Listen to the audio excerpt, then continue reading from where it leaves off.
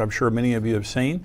Mondo is also the author of an intriguing new book, The Red Heifer Ritual, the last piece of the third temple puzzle. We've been hearing for the past couple of years a lot about the red heifers in Israel and their importance in rebuilding the third temple. And today we get to hear from an expert about what is going on. Mondo, thank you for joining me today. Great to be here. Well, I love your show. You and Gary Stearman do such a great job on Prophecy Watchers, and you guys have many guests on your show. Mm-hmm. This book that you've written is called The Red Heifer Ritual, the last piece of the third temple puzzle. Now, this is something that a lot of people are talking about because of the red heifers. And one of the Hamas spokesmen, I think it was 100 days after October 7th, came out with a statement talking about one of the reasons for the Al-Aqsa, raid, or the October 7th, was the red cows. And he specifically mentioned those. So this actually started, it was a biblical, part of what God told children of Israel to do related to ritual cleansing. Okay, so talk about why you wrote the book, kind of where all this comes from. Yeah, well, it kind of became big news for, I guess I would say, the average Christian, because in September 15th of 2022, you have 5 cows showing up with big fanfare. I mean, the press is there in Tel Aviv, at the airport, even the Israeli government's there in some capacity. And so when that happened, I've been watching prophecy for 30 years, so I've been watching about the different red heifers and candidates, and they come and then they fade out because they become disqualified. But I thought, man, they have 5 now. And that's what led me to the idea of, you know what, I need to write a book about this, because to help the average Christian understand the background, not just in the Bible, because it is in the Bible, but also the prophetic trend, what's been going on, the history. And so I was able actually to come down here to Fort Worth and meet with one of the guys who was the ground zero. He was there, he saw the calves being born. So I was able to spend some time, interview him, and get the background for those 5 calves. But also, it's as you mentioned, it's very complicated, because you have rabbis that are quoting the Talmud and the Mishnah and these other Jewish writings. And so I thought, you know what, my undergrad's in Jewish studies. So I thought, hey, I understand all the different language, so I think the average Christian would appreciate having the entire kind of backstory, and again, prophetically, what we're looking for. And so during this interview, where we're going to end is talking about what's happening now, okay, related to the red heifers, because you have direct information on what's going on over there right now. And so we're taping this interview in March of 2024. In April or soon, there could be some developments happening over there. But let's go back to just the Bible, Numbers. I think Numbers 19 talks about the red heifer ritual. So what's the red heifer, and why is it important? Yeah, right. We don't think as Christians, we think in terms of, even as a pastor, if you believe in Jesus, your sins can be forgiven. So we think in terms of forgiveness of sins, not in terms of ritual purity, because we don't have a temple. We're not going, and we don't need that idea. But for the Jewish person, going back to Moses, God says, there is forgiveness, but also if you come to the temple to do your offering, you can become ritually unclean. You can, be with somebody who's dead or other things. And so what God did in His grace, He instead of having a sacrifice to become ritually clean, He gave the red heifer, which in Numbers 19, I want you to slaughter this cow, take the blood, and then I want you to burn the entire cow outside of the camp and mix the ashes with water, which then can produce, there's a lot of volume, so to speak. Right. And then you go to the priest or whatever, and he can sprinkle you, and you become ritually pure through a ceremony, which allows you then to approach the temple, to give your offering. Very inexpensive way for the people. Again, God was gracious. So that was one of the original things that God wanted. He wanted people to see Him, and so to come to the temple and to meet Him there. And He gave this inexpensive way to become ritually pure and approach the temple. And so that is the red heifer is symbolic of Jesus. Mm-hmm. Okay, to talk about that. Talk about the symbol. Oh yeah, clearly what we see is in the book of Hebrews, which is the greatest book that's written to Jewish people, right? And their understanding. In the book of Hebrews, twice he makes mention there about the red heifer ashes being used to purify the externals. And he says, if that's true, then how much more will Jesus' blood be able to purify the conscience? Right. And so when we look at all the Old Testament regulations and prescriptions, we know, Colossians chapter 2, verse 16, that they all point to Jesus, that they were just a shadow, but Jesus, the Messiah, is the substance. And so the writer of the Hebrews is pointing to us and saying, even the red heifer, which is interesting, it's one of these very rare, one offering in all the 613 commandments, but pointing to Jesus.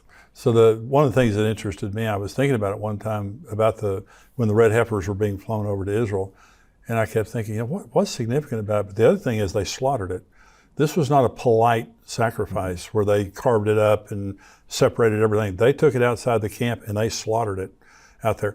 So there's a push right now to rebuild the third temple. So what's the big deal about that? Why is that important? Well, what we know as prophecy teachers is that, Daniel, Jesus in Matthew 24, John in Revelation 11, and Paul in 2 Thessalonians 2 all describe that at least at the midpoint of the tribulation period, there's going to be a temple in existence. There's going to be sacrifices being offered, which again will be taken away. So we have 4 different witnesses that say this snapshot, there'll be a temple. And so we know that. But then what's interesting is prophecy teachers for decades, even before really the temple movement, even before Israel really was a nation, you had those that took the scripture literally that said, well, the Jews are going to be back and there's going to be a temple there. And you could see the commentaries, which was kind of fun to see. But because we know that, now people watch and say, well, what's the third temple movement?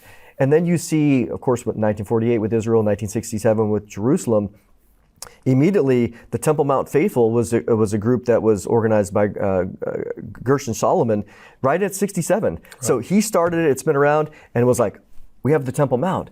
Let's rebuild the temple. And of course, we know, even at Passover and other festivals throughout the last 2,000 years, what do they say? Next year in Jerusalem. Right. Next year in Jerusalem. Right. So this has been on the radar in the Jewish mind since 70 AD, but now to see that movement come to play is very powerful.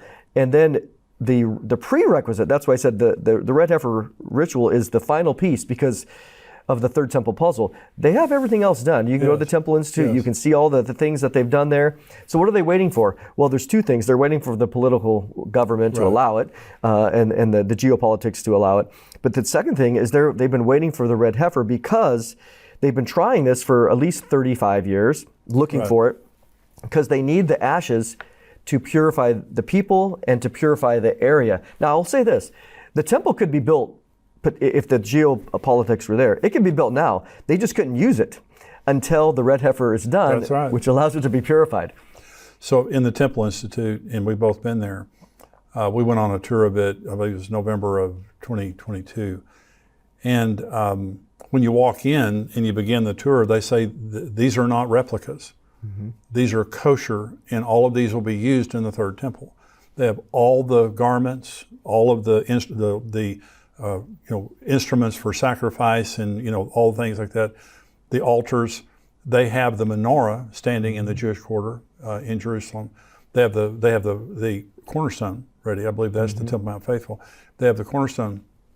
At the end of the tour, because a lot of people talk about the Ark of the Covenant, at the end of the tour, they have an exact replica of the Ark of the Covenant, and it's the only replica in there. And they say matter-of-factly, they also say this on their website, they say this is a replica of the Ark of the Covenant. We know where the real one is, and when the time comes, we'll go get it. Because a lot of people say, well, the Ark of the Covenant's gone. Not according to them. Yep. And they have eyewitnesses. Have you heard that? Yeah. Oh, yeah. Yeah. So this is significant. So for a prophecy-minded Christian, why does this make a difference? The red heifers and all that stuff. I think that 2 things. If you compare like you just mentioned, all of the things that they've done in the Temple Institute, and you go, wow. The Bible says this. It says at the middle of the tribulation, it'll be there. Well, they have all the preparations done. And then the last thing that's been hanging out there for a long time has been the red heifer. And now we can talk about how many are qualified in that. But now you at least started with 5 candidates. And I think the average person would have to say, we're getting close. We're getting close. It's one thing to see, I've been going to Jerusalem for 20 years. And it's one thing to see the Temple Institute and that. And that's good.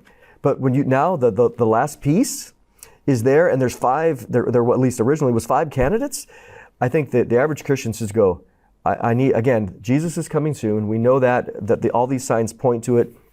And of course, it requires us to be ready, and also to be, occupying until He comes. So to me, it's an impetus to stay busy in the kingdom work, to seek the Lord, to be ready at all times, and to be excited. We know that Jesus is returning not only at the rapture, but also to fix the world. That's right. So, are there things happening right now in Jerusalem? They have the 5 red heifers now. It's my understanding that one of them has been found not kosher. Is that correct? Yeah, I just got the update a couple weeks ago from Byron Stenson, who works at he's the organizer of Mondo, Israel. Right. So he said there's a lot of misinformation out there. Even at the Temple Institute Facebook page, you see, I don't know who's moderating it, but he said very clearly, and he's in the know. I mean, he's the one that brought him over. So he said one is 100% disqualified.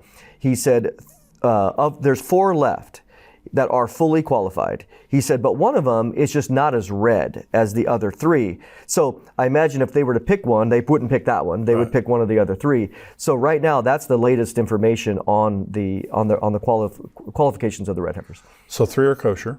Mm-hmm. Okay. And is there a plan to go? When can they? Because I think they have to be like 2 years and 1 day old or something like that. They have to be, this is another thing too, that there's a lot of misinformation out there. They have to be 2 years and 1 month old. 1 month. And when you look at the Temple Institute page, which they have a lot of stuff on the red heifer, it's been there a long time on their internet page, but they say 3 years, 3 years, 3 years, even a book by Rabbi Richmond, which I have, which he wrote back in the 90s, 3 years. But what they mean by that is different than what we mean. Sure. When they say 3 years, they mean in the 3rd year. So for us, if my grandson if I say he's 3, that means he's 36 months plus something. Right. But for them, that just means that he's 24 months plus whatever, because then he's in his 3rd year. And that's really the idea. Well, we also know that, and I've confirmed this from Byron and Robert Mawiri, who's down here in Fort Worth, who was there, that their birthday was October 5th through the 12th of 2021.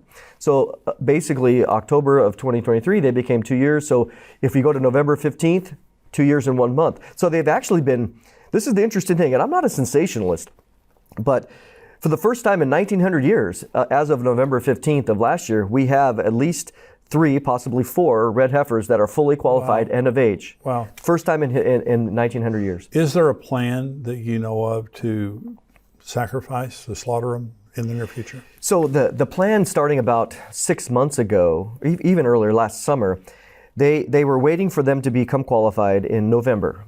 And so I was thinking, they could really do something in November. But what they talked about was waiting until Passover, which is Passover 2024, which is April 22nd of this year. And they said, well, this was the Temple Institute and the Mondo Israel group. They said, well, the plan is to do the ceremony on the Mount of Olives. They have the property. Yes. And it has to be done on the Mount of Olives. It has to be done on the Mount of Olives. The Mishnah, which is the oral tradition written down 200 AD, says very clearly that. And they have the property there. There's actually 2 properties that are potentials.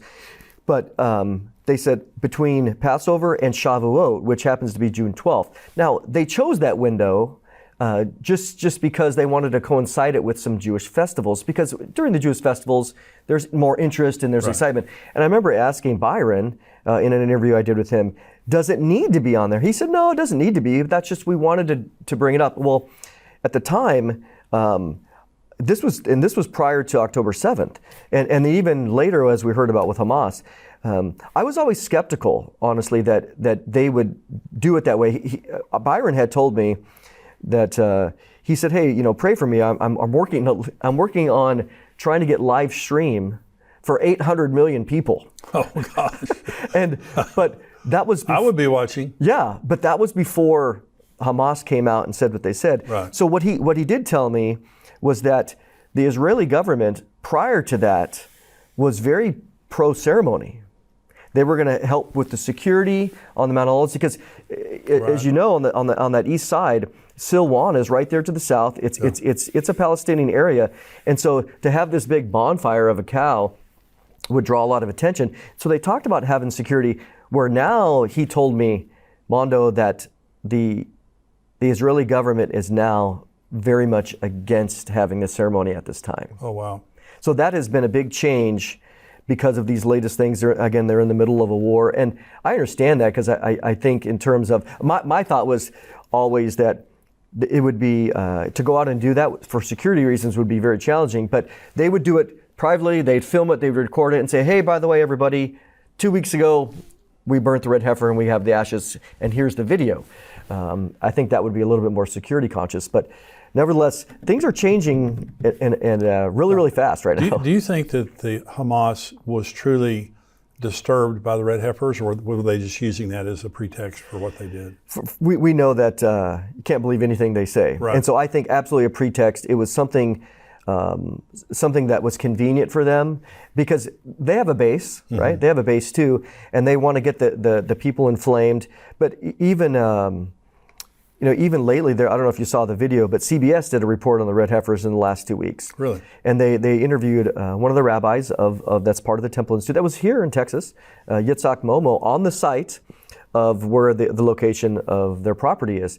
But it was a hit piece on the Temple Institute inflaming the regions, basically blaming them for October 7th.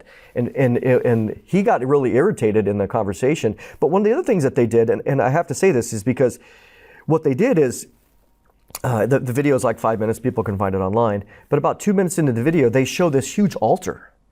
And the guy says, this is the altar that they have prepared in order to slaughter the red heifer. And this thing is gigantic, and I'm looking at it and I'm like, there's no way that altar would fit on that property. So I did a little research, talked to some people in Israel, come to find out that altar was built 20 years ago, south of the Dead Sea, not on the property.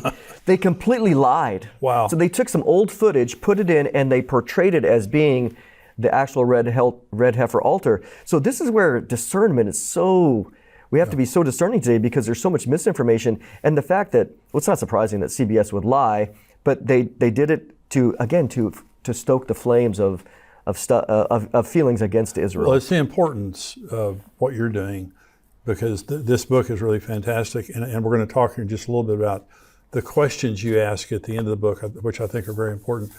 But you can trust Mondo and what he's saying, because again, you're talking to Byron Stinson, you're talking to the people that are in the know over there. This isn't secondhand. So in Revelation 11, John says, I was handed a rod and told to measure the temple, but not the outer court, because it had been given to the Gentiles to trample underfoot for 42 months. So there's going to be a rebuilt temple on the Temple Mount. And we know 2 Thessalonians 2 tells us that the Antichrist sits as God in the temple of God, proclaiming that he is God. So it's going to be rebuilt, but they cannot rebuild it without the ashes of the red heifer.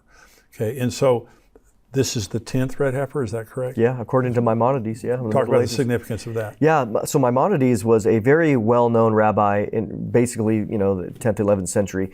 And he wrote a whole commentary called the Mishnah Torah. And he's writing about the longing to, when the temple comes back, this is how we will accomplish it. This is what we need to do. And he was trying to put in writing some of the Jewish traditions that could be lost.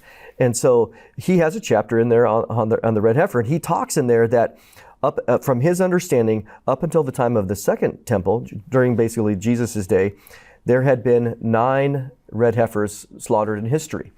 And so what he said was that when the 10th one comes, it will be offered up or officiated over by the Messiah himself. Wow. Okay. Now, what the Jews have done, the traditional or today's rabbinic Jews, they're like, well, we don't want to commit to that, because then that would leave them not being able to do anything. What they said was, they said that when the 10th heifer arrives and is offered in a ceremony, it's going to reveal that it's the Messiah, the Messianic era has arrived. Right. Now, we would agree with that. Yeah. That I think what we're seeing is the Messianic era of Jesus returning and having the kingdom is truly here. So Maimonides said what he said, and again, they take all these things. In addition to the Bible, they have their Jewish traditions. And so that's why there's all these other extra requirements, hair follicles and different things like that, which I get into. Well, it's very stringent, that it can have, white hairs, or, it's a miracle that you have 3 that are kosher right now. And so how long have they been looking for the red heifer? Because this is 2024. where they now have kosher red heifers that they could actually sacrifice today if they wanted to. Okay, how long have they been looking? They've thought about it for a long time, but the modern movement began really in the 80s into early in the 90s, going to Mississippi. This isn't the first time rabbis have come to America. Right. Yeah. They came to Mississippi. Clyde Lott, in Rabbi Richmond's book, he's got a picture of him, Yeah. of the heifer that was at least a candidate. It later became disqualified. So since the late 80s, early 90s, this has been on the radar. And of course, there's been, again, I've been watching since 93, and there was one that shows up and then it disappears, another one that shows up and then it disappears. But this is different in that what people might not know is that in addition to these 5, there's 15 more, 18 more on the ranch that are all considered at least possibilities that they're watching. So the ranchers here in Texas, up in Rockwall and other places, this is their goal. I mean, they are breeding. Ty Davenport, he's well known for his ranch. He says, I'm doing this specifically to raise Red Angus for the temple. Hope you enjoyed today's show. Listen to see the entire Tipping Point show. Go to endtimes.com. Become a subscriber for $7 a month. Love to have you as a subscriber, but I hope that this information has been helpful to you. And listen, you can give to us on endtimes.com. You can go and you can give a donation one time. You can give a recurring donation. We need your support to keep this ministry going and to reach out to as many people as we possibly can. First of all, to lead them to Jesus Christ, but also to give comfort and encouragement to people in the very difficult times that we're living in. People need biblical truth and Bible prophecy to help them to contextualize the things that are happening in the world. The world's crazy right now, but the Bible tells us exactly what to expect, and that's comforting because Jesus Christ is coming. Thank you for joining me today. Go to endtimes.com to become a subscriber. And